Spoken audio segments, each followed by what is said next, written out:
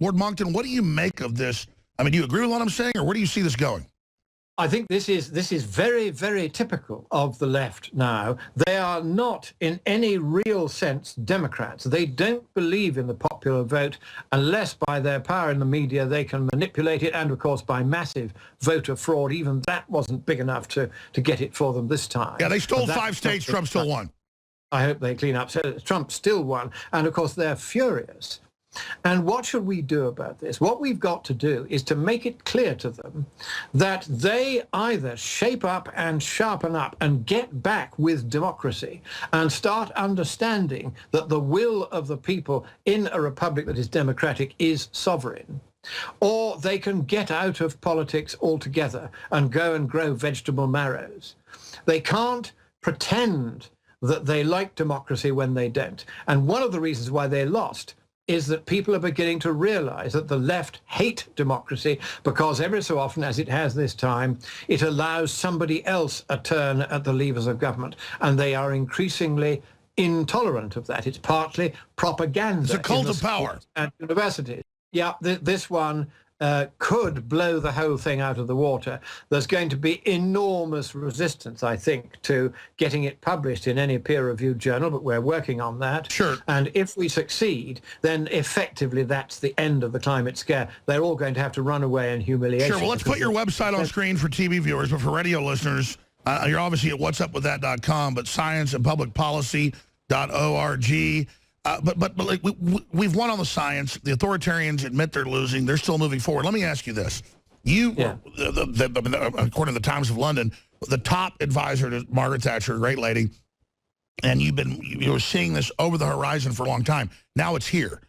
I don't understand the bad will of the so-called leftists. I don't understand their nastiness. Their own white papers admitting they want to make us poor in WikiLeaks and calling black people dumb scum and just... You know, if I'm going to call somebody a name, I'm going to say it's their damn face. I don't know how we've produced such a group of filth. And I don't want to just call them filth, but we need to decry them like syphilis. I mean, these are nasty, horrible people. Who are they? Blunter. Let us be even blunter. The truth is that the left today, what they stand for is in every respect evil. It is, to quote the former Chancellor of the Exchequer under Margaret Thatcher, Nigel Lawson, it is wicked. It is evil. It is of the devil, as we say in the Catholic Church. It is, though. It is literally, if you look at all the things they stand for, this climate thing is based on a lie, and a lie is a pretty serious sin against the way the universe is supposed to operate. They favor homosexuality, they favor divorce, they favor abortion. All of these things lead to disruption of lives. They favor non-commitment. All of the things they favor. They favor running up massive debts and destroying the economy. They favor fighting a war against coal to destroy... Yes, why do they love mismanagement and collapse? Why do they love disorder? Because that is the devil. You see, if you go right back to Catholic theology, the ancient Christian theology, there is a clear understanding that there is, just as there is such a thing as absolute good, so as its opposite, there is such a thing as absolute evil. And you can either take the side of the good and try to do the right thing, or you can take the side of evil and try to do the wrong thing. Now, in the past, there were some good points in the left and some good points in the right, and the religion didn't really come into it. That's where I was. Now what you have is a very clear divide between good on the right and wickedness and straightforward naked evil on the left. And I was talking the other day to Sir Robert Armstrong, who had been the head of the Home Civil Service, Secretary to the Cabinet during most of the Thatcher years. And he used a very interesting word about the Thatcher government. He said it was a good government. I said, what do you mean by good? He said, I mean good in every sense.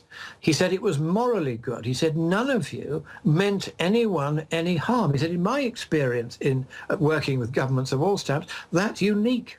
He said normally people get into government and they want to do down some category of their opponents or another. He said there was nothing of that in any of you. He said it was quite remarkable. And this really is the difference between us on the centre right and them on the left, that we mean nobody any harm and they wish harm to many, many, many Sure. of their fellow human beings. They wish harm and they plot to achieve harm. They plot to do things that are, objectively speaking, evil. They are wicked. Let me bring this up then. Why is it fundamentally, studying them, that they're physically ugly, black, white, doesn't matter, they're twisted, and none of us are perfect, but they seem to have a hate of themselves, so they seem to be projecting it onto the world, and any form of success they claim is some fraud against humanity, but all they deliver is death. All of this, if one reads, say, there's an enormous theology of how demons behave. You could read, for instance, the Malleus Maleficarum, the Hammer of the Witches, the various books like this, which go into how Satan behaves. You can read the Bible, large chunks in both testaments on this, and you see these satanic, these downright wicked characteristics coming through in the extreme left. Astounding. Let me add this point then. Everybody who voted Democrat is going to go to hell, or everybody is a Satanist, or everybody is a devil. No, of course not. Let's be sensible here. What I am saying is that a lot of the policies they advocate are, objectively speaking, downright... The theology is satanic. Let me just add this point then. We mentioned left and right. Until 200 years ago, or even 170 years ago, right meant good, strong God. Left-hand path was Satan. And then you look at the Jacobins, as you've talked about, in France, kind of the proto-system we see today of the communists, which they admit is the originator of that, the progenitor. There is a true push towards Satanism. And so I'm somebody, I wouldn't say I was an atheist. I was brought up a Christian. I believe in God. I love God. But, you know, you're like 20 years old. You question it all. But as I went further down the rat hole or rabbit hole studying these people, they almost universally festoon themselves with Baphomet. Love the devil. Tell us they're of the devil. Just are like nasty people. And I just, it's like weird. Is this genetic or is it really spiritual? This glorification of wickedness on the left. And I think we've been a little bit too soft. We haven't said what I'm saying now as bluntly and plainly as I am saying it now. And I'm saying this not because I hate them or I wish them harm. I'm saying it because they wish us harm. They wish the world harm. And it is time... Yeah, they want to cut off the carbon and kill 1 billion people. All of that. And they're killing probably a Holocaust at the absolute minimum, possibly 2, every year, because they're denying them electricity. You know, if you'd had the international community now meeting in Marrakesh, last year it was Paris, if you had them meeting instead to make sure that everyone on the planet had an electricity supply and therefore could have a clean water supply, decent sewerage, decent basic healthcare, decent basic education. They could have some light to read by at night for their studies. This could transform the third world countries, lift them out of the kind of perma-poverty that the left has flung them into, and make them as prosperous as we. Let me stop you again. And if that happens, the population of the world will stabilize. The net environmental benefit of doing the kindness to these poor people, of lifting them out of their poverty. This is unqualified a good thing, and yet the implacable opponents of it are the left over and over and over again. And they have diverted the attention of the international community away from sorting out poverty. And by the way, Lord Monckton, and instead they're miring us into this climate change nonsense, which is simply a way of, again, trying to destroy the prosperous Western economies to the advantage of nobody. That's right. So adding to this isn't rhetoric. When you really study these people, they're anti-progress, but they want all the wealth and power and innovation. It's a fundamental greediness. And I just can't believe they're so bad. And I think that's our blind spot as decent people. How do we then, if we have this blind spot, what do we do to make sure we defeat them? And what are other countermeasures you see? Where's the next big fight? Because if the world's turning against globalism, turning against Soros, the carbon tax, Do they start a new war? Do they fund a new Arab Spring? How do they attack us? The next big fight is going to be an internal one in the Western democracies because of the staggering indebtedness that has been caused largely by left-wing policies. And this indebtedness is becoming impossible to sustain. We talked of this earlier. That's going to be the next battleground. And the faction that is going to dominate politics in the next 50 years will be the faction that is able to produce, as we did under Margaret Thatcher, a credible, workmanlike answer to that. I mean, I was approached the other day and somebody said, would you like to be, have a job in the Trump administration? And of course, the one thing that I would like to do in the Trump administration is do what I quietly did for Margaret Thatcher, which is to exercise a steady, quiet, invisible, gentle downward pressure on the spending of the federal government. I know how to do that. I did it for Margaret Thatcher. And that's what I would really like to do for Donald Trump, because otherwise he won't be able to afford his tax-cutting splurge. And he will simply find that, as Ron Reagan found, the indebtedness rises rapidly and you don't end up doing as much good as you wanted. So that's what I would like to do. And that's where the next battleground is going to be. It's on whether or not we can break the grip of the left on the federal finances and get rid of these 93% in the District of Columbia who voted for Clinton, pull in some people from outside who are not committed to communism, and try to reform the federal finances, because otherwise the money is going to run out. Sure, and if you read all that far from now. I mean, it's very difficult. You asked me earlier how long will it be, but it won't be long from now. And the danger, if America continues down her present route of massive overspending and therefore continually having to cut things she once spent money on, like defense, is that America is gradually becoming weaker and weaker around the world. Sure, let me add this. I'm going to skip this final break. Siberian gas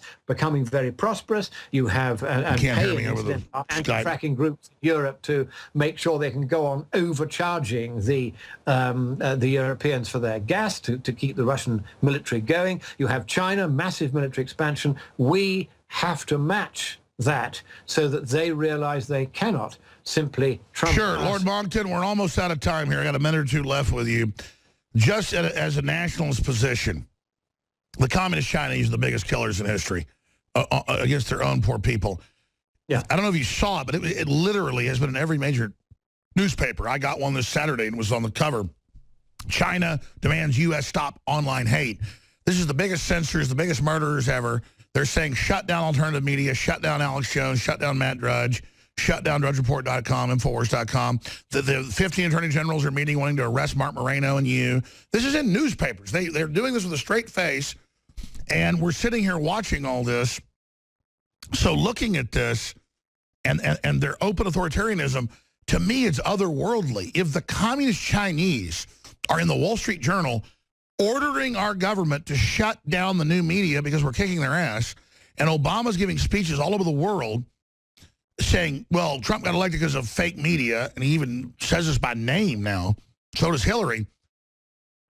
That is just over the top wild. I mean, it shows they want to go full authoritarian, which tells me it also shows one thing from which you should take both comfort and pride, Alex, and that is that you did make a material difference to the vote.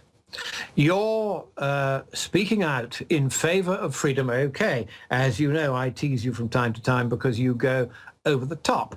But given the pressure under which we on the centre-right are being put, one forgives you that. But you and those like you, like Matt Drudge and so forth, like Steve Bannon, of course, and Breitbart, who had the courage to buck the trend of universal Marxism in the media, the Marx stream media, and instead to give an alternative view, which won't necessarily always be congenial to China. Well, that's what freedom is all about. And because of of you, Alex Jones, and because of InfoWars and Prison Planet, because of these enterprises of freedom that you have set up as a voice of freedom, it is because of this voice of freedom that freedom has found itself again, and that's why Trump got elected. So don't feel upset that they attack you, that when they attack you, then they're paying you the compliment of saying it was you that helped to put Trump where he is. And you can bet that Steve Bannon knows this, that Trump knows this, that people like Myron Ebell, the team he's gathering around him, they know this. They know that you have been standing up for freedom. I've talked to those folks. I'm going to stop there, but that's what's so surreal is that's why I know Trump's for real. He's not patting me on the head when he calls me or other people do. They're for real. The thing is, Trump's been so business focused. He's super smart in a lot of areas. In other areas, he wants to work with government like it's a business and thinks he can just get them to work with him. He doesn't understand how I think he does, but I don't want to underestimate his smarts. He's smarter than I am, but I tell you, God, they're bad. What he's done is, in picking Steve Bannon as his chief strategist, that was a brilliant appointment. Steve has been working privately with them for really quite some time, but I was delighted when he moved in to kind of take over the campaign, still more delighted when he was appointed as Trump's advisor-in-chief, effectively. And he will make sure that if anything needs to be known about how politics works and how to play that, there's nobody cleverer than Steve Bannon at that. So what Trump has always been good at, as every successful businessman has to be good at, is bringing good people in to work. Delegating. This is exactly that, and finding the good people, and he's doing that, and he's doing it, to my mind, very successfully, very quickly. And so I'm not at all worried about whether the Trump presidency will be a competent presidency. I'm quite sure it will. I have one or two worries, as you know, about the financial side, fiscal side, all of that. But I think that's where I could help them. I could show them how. Absolutely. Well, I'm sure he wants to talk to you. Let me ask you this in closing then. Yeah. What happens if they kill Trump? Because they've got Time Magazine, the New York Times, LA Times, every paper basically calling for his death. No one goes to jail. I mean, that's not free speech. If I call for someone's death with 30 million listeners, I should go to jail. That's not free speech. So they're calling for his death. What if they get it? In Britain, you would go to jail for that. That is still an offence here. Incitement to murder, it's called. It is also an offence under your code. And what I would recommend, and this is something which I think on the whole that the centre-right have been too relaxed about, is that what you have to do is to get clear evidence where they do say these things and call for these remedies, and go to the police and demand a prosecution. I agree. So we have to demand prosecutions. We can't just let them make the threats at the LA Times or the New York Times. We've got to go, hey, grand jury, indict this son of a bitch. Now, here's a question you might be able to answer. Is it possible for private citizens to call together a grand jury, or is it only in the power of the prosecutors to do that? It varies state to state, whether it's federal or local, and I'm just going from a gestalt memory. But when the president's involved, it affects every citizen as a registered voter. I think citizens can demand it. Well, if we can demand and impanel a grand jury, I have a long list of crimes they need to look at, including all these death threats to Trump, which are being made in papers like the Los Angeles Times. Hell, they're death threatening me every 10 seconds. Well, that too, every time that happens, nobody does it to me because they know I go straight to the police. And they know that if anyone tries to make a death threat against me, they'll find themselves in jail in 2 shakes of a duck's tail. They don't dare. And the problem is that you have... So you're right. We can't roll over to it. We've got to press charges. You have to press charges, and you have to start working this jury system. You see, in Britain, we have the right of private prosecution. If I want to prosecute the state, I can. I've done it on a couple of occasions, and I won on both. You got Al Gore's film thrown out.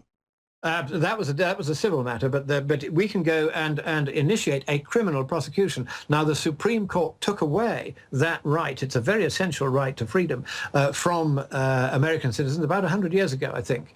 And you need to get that right back. But I am told, and this is why I wanted to know a bit more about the impaneling of grand juries, if that is something that can be done at the initiative of private citizens, that is another way of achieving... Sure, private citizens can make a filing, and then grand juries are supposed to look at it. More and more county prosecutors try to hide that, but that is a common law remedy. Well, if that is your right, then I think there's a number of things. I don't know whether you've come across the case of Mr. Finicum, who was I think, murdered by the FBI. Oh, yeah, and the jury found the folks not guilty. Yeah, it was horrible murder.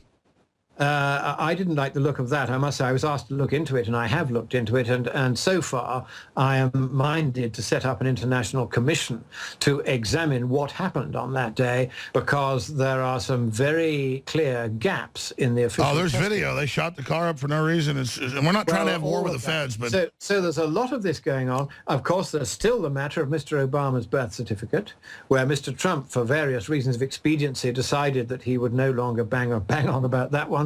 But it is bogus. That one needs to be dealt with. The grand jury, on being confronted with the evidence that the sheriff's office has now amassed, would, I think, be virtually certain to indict. And so I think that these are some of the things that if we want to fight evil, we must fight them with the weapons of good. And one of the weapons of good is the law courts. That's right. Lord Monckton, thank you so much. Scienceandpublicpolicy.org. Great interview. Amazing. We'll be back in the 4th hour. Stay with me. Infowars.com/show. Spread that link. They hate this broadcast.